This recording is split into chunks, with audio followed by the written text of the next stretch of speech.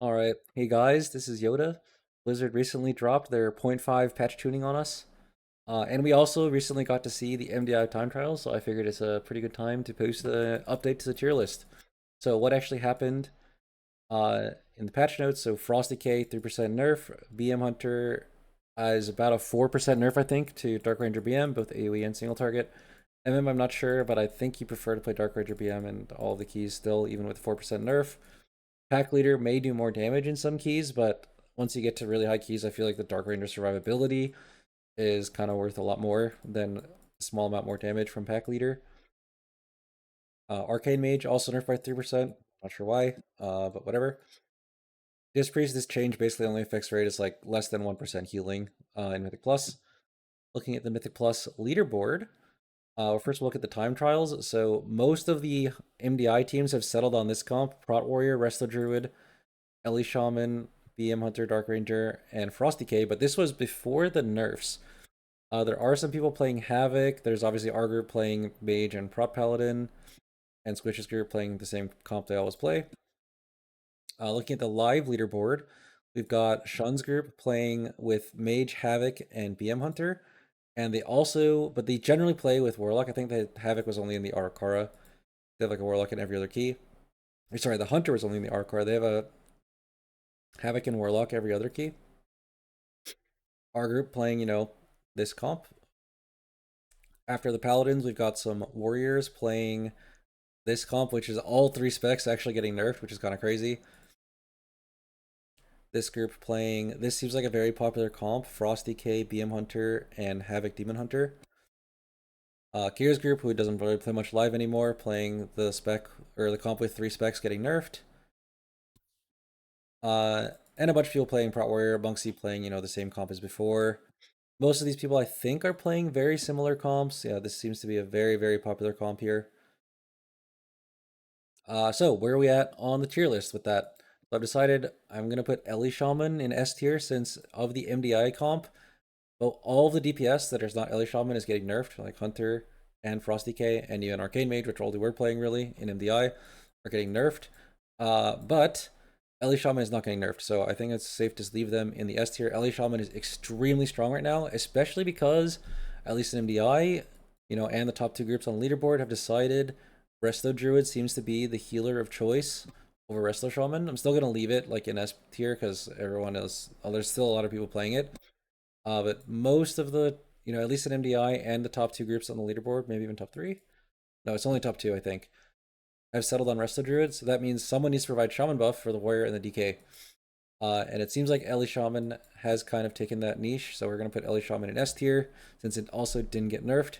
In A+, we have the three specs that got nerfed: Arcane Mage, Dark Ranger BM, and Frosty K. And the two specs, in my opinion, that have been performing the best, that have not gotten any buffs or nerfs, which are Havoc DH, which, outside of our group, is being played in like Henry's group. It's not in this group. It's in like a bunch of other groups down here. In my opinion, Havoc is definitely one of the like go-to specs now since the nerfs.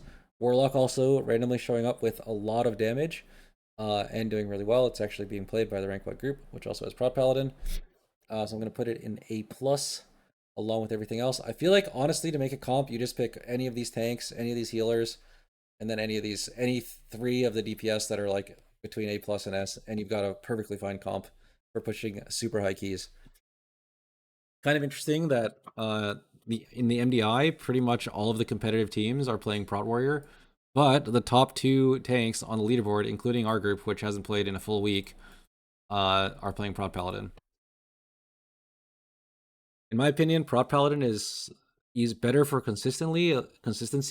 At least on live, it makes a lot of the keys a lot easier to play, especially if your Paladin knows what he's doing.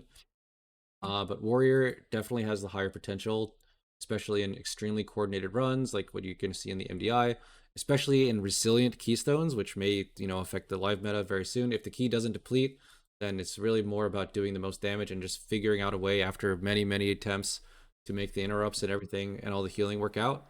So Prot Warrior is definitely better for that. But if you're really good at Prot Paladin, I would say it's your ability to improve the group's consistency is extremely valuable, especially on live where we have to deal with key depletion a lot of the times when pushing high keys. For everything else on the tier list, I've kind of just been pugging around a lot on my hunter and some of my like non-meta tanks, and this is basically where I've ended up. I've been playing a decent amount of Blood DK recently, and I actually feel like it's really tanky outside of like literal rank 1 key level.